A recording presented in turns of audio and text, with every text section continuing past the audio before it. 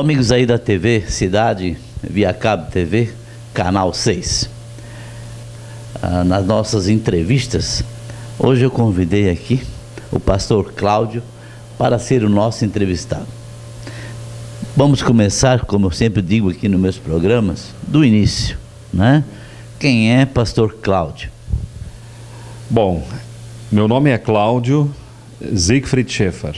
Eu sou filho de um pastor também. Meu pai foi pastor há muitos anos. Ele trabalhou principalmente no Rio Grande do Sul. Meu pai se chama Emílio Schäfer. Minha mãe, Ana Teresa Fink Schäfer.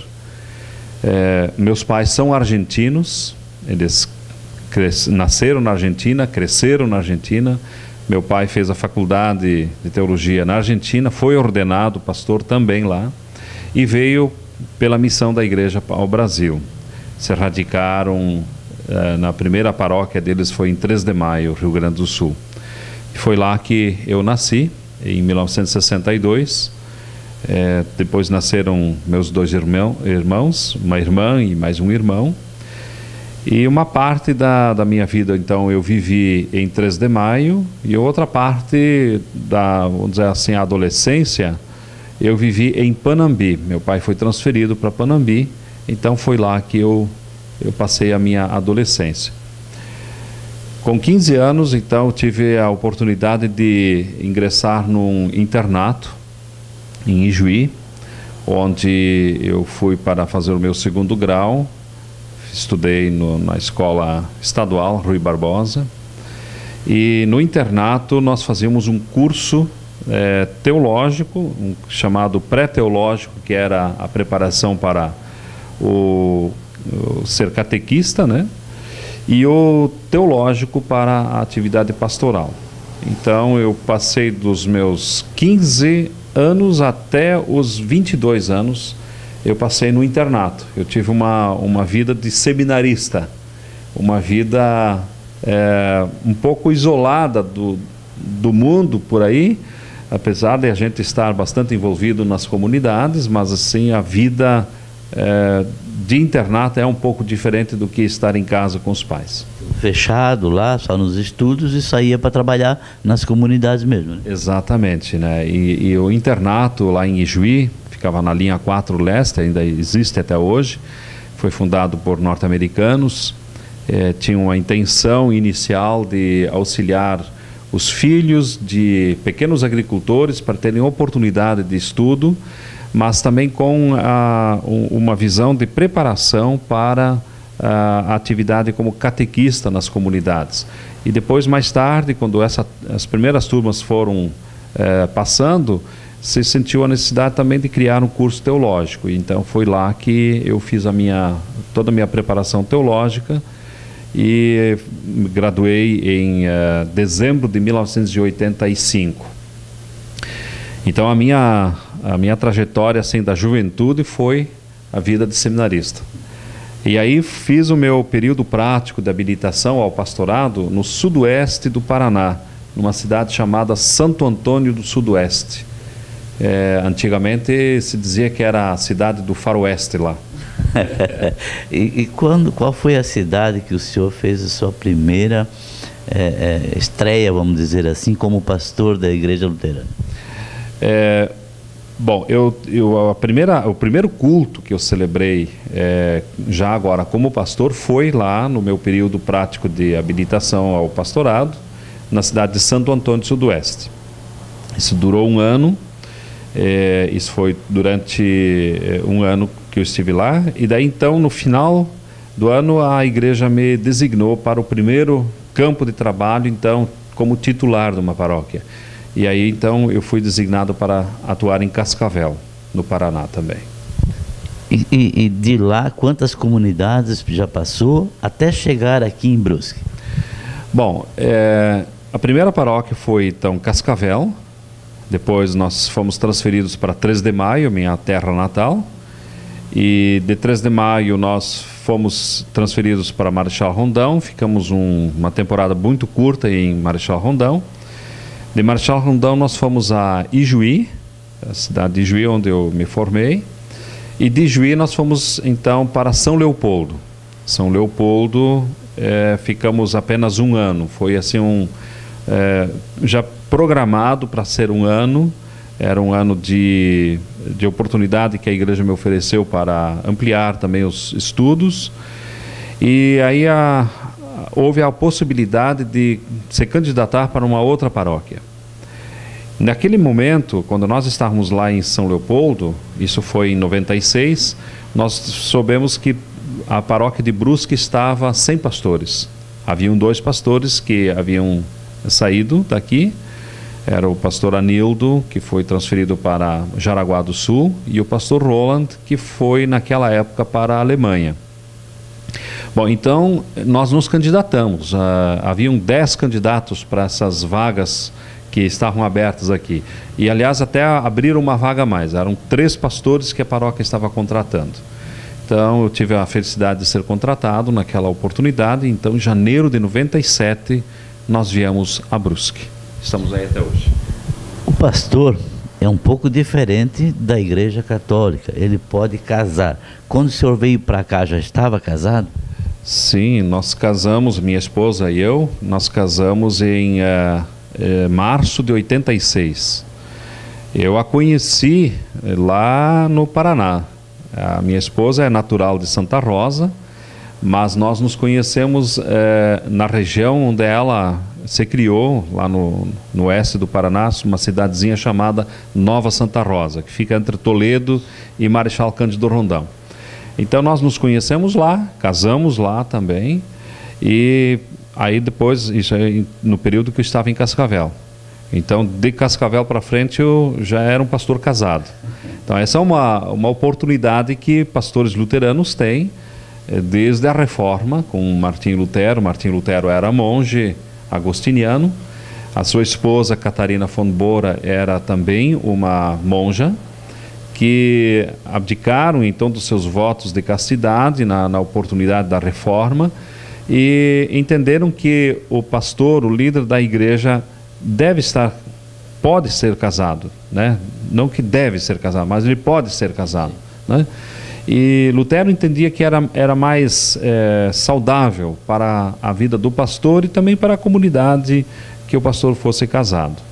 Então, desde 1500, as igrejas luteranas têm os seus líderes casados. Mas se porventura um pastor luterano quiser ser celibatário, ele tem essa liberdade. Nós temos alguns pastores homens celibatários e algumas pastoras mulheres também celibatárias, né? Então, são bem poucos, mas nós temos. Então, nós casamos em 1986, em março, e em 3 de maio, em Cascavel nasceu o nosso primeiro filho, o Rafael, e em 3 de maio nasceram os nossos 2 últimos filhos, o Gustavo e o Guilherme. Então nós somos uma família com 3 filhos. Que bom, que bom. É uma família já bem grande, né?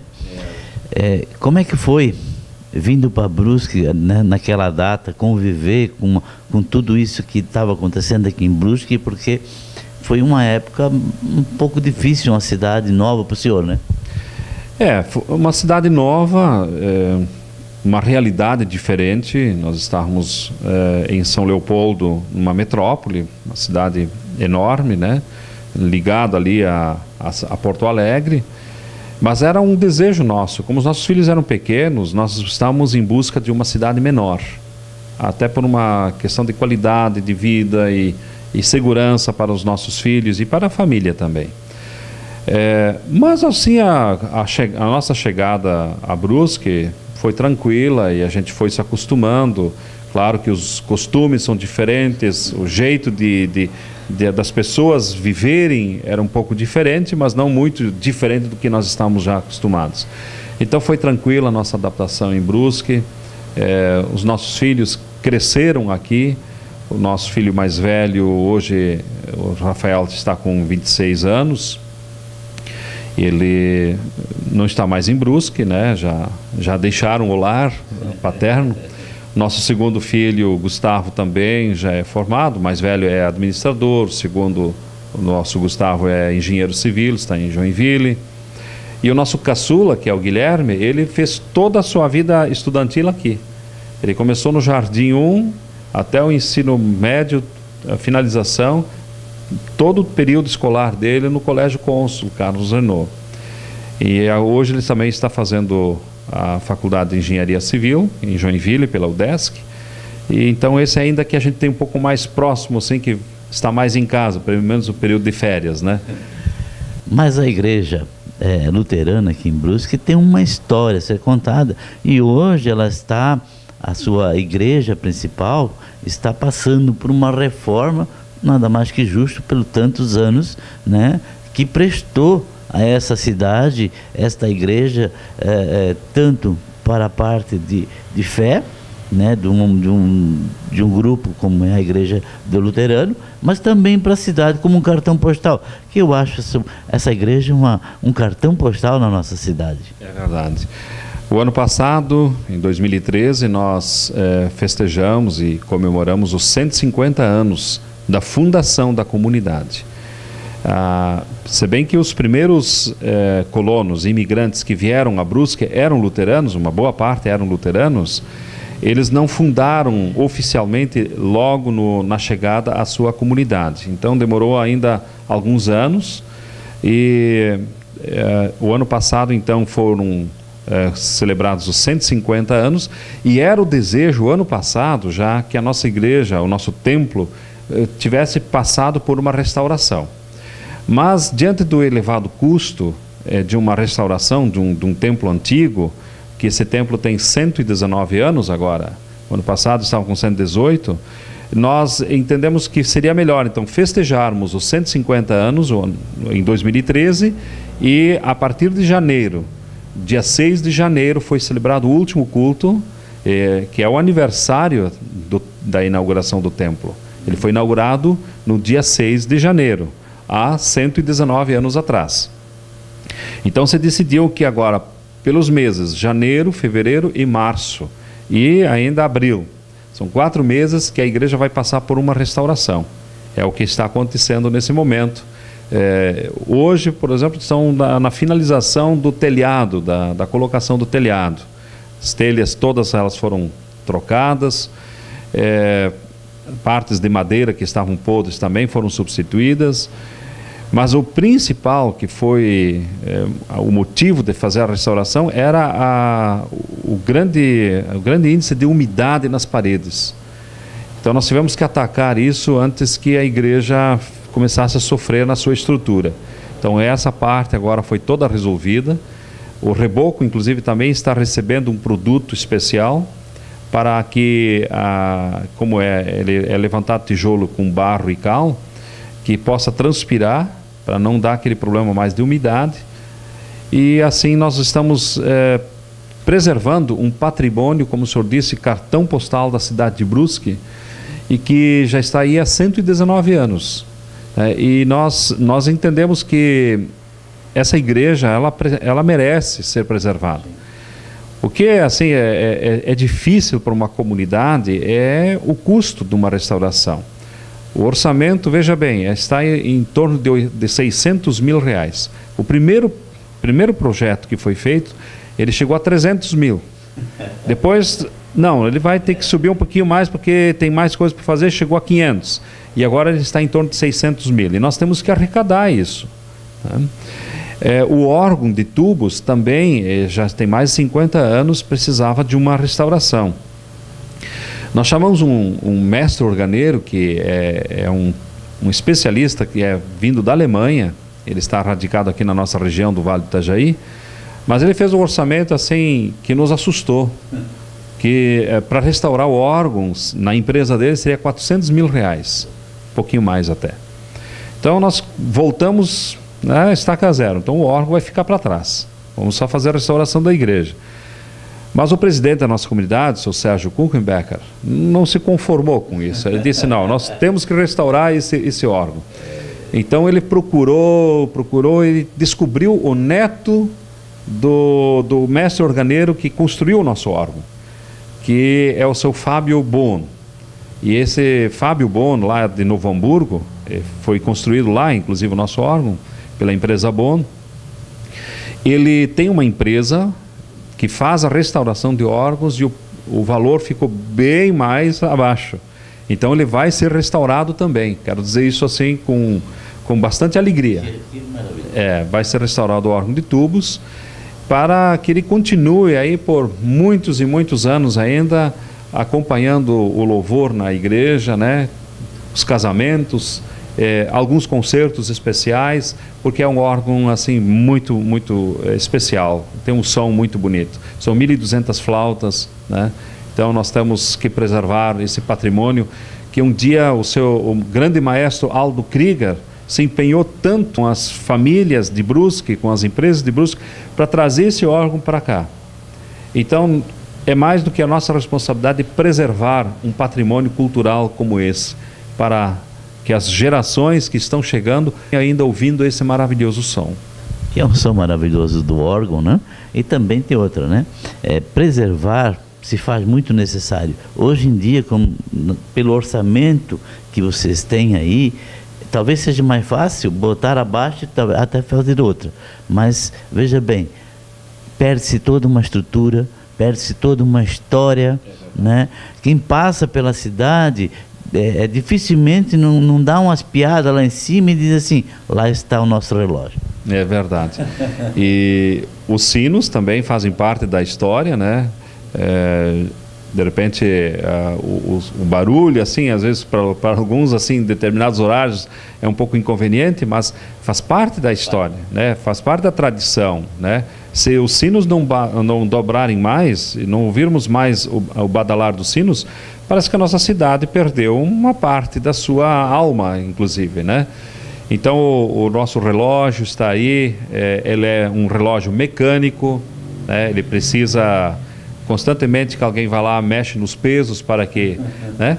Ele funciona, está aí há tantos anos, né? E, inclusive com o badalar das horas, né? Ele anuncia as horas, e com o nosso sino dele está automatizado, às 12 horas, ao meio-dia, e às 6 horas da tarde, 18 horas, ele automaticamente, ele dobra o sino, ele bate o sino, né? O sino é puxado, vamos dizer, mas automaticamente, né? Eu sei que quando a gente está pela cidade, bate o sino, se chega perto de meio-dia, automaticamente você já sabe que é meio-dia ou 6 horas da noite, né? Exatamente. Isso é histórico aqui também, né? É verdade. Mas com essa reforma, vocês estão fazendo culto aonde?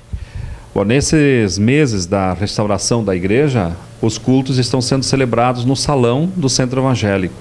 Na parte de baixo, nós trouxemos os bancos, os inários, o altar, trouxemos a pia batismal. O ambão ficou porque não tem como tirá-lo de lá, né? Mas nós temos um pequeno aqui que também está sendo bem utilizado.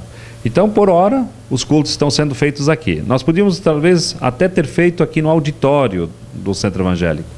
Mas por que não fizemos no auditório? Deve estar bem vivo na memória que o calor de janeiro e fevereiro foi de matar esse ano, né? Foi recorde. E nós não temos refrigeração com ar-condicionado no auditório. E na parte de baixo, no salão, nós temos. Então nós preferimos fazer lá com mais conforto e um pouco mais tranquilidade para a comunidade. Bom, pessoal, então nós batemos aí um papo com o pastor Cláudio, uma pessoa de uma simpatia muito grande, e vamos torcer que logo, logo acabe essa restauração da igreja. A gente vai ter a honra de mostrar a inauguração da restauração, tudo, para que a comunidade, né, tenha conhecimento de como ficou. Muita gente talvez não vai passar por lá, mas através das nossas lentes aí, vai ficar vendo como é que ficou.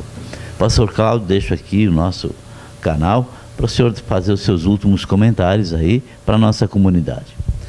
Bom, eu gostaria de dizer que a Igreja Luterana é uma igreja que está de portas abertas para quem quiser vir, podem participar dos cultos, podem também chegar com os seus amigos para fazer uma visitação. Não é uma igreja que está reservada apenas para os fiéis luteranos. Está aberta para quem gostaria de ter um encontro com a palavra de Deus, com o Senhor de suas vidas, e assim poder também ter um momento de comunhão e de espiritualidade. A restauração do templo, das partes materiais, faz parte da nossa obrigação, temos que fazer. Mas o propósito da Igreja Luterana é a edificação de pessoas. Então, o templo apenas é o local onde nós vamos nos encontrar para que a edificação principal aconteça. A edificação de vidas, na comunhão de pessoas com Deus e a partir dessa comunhão também com outras pessoas.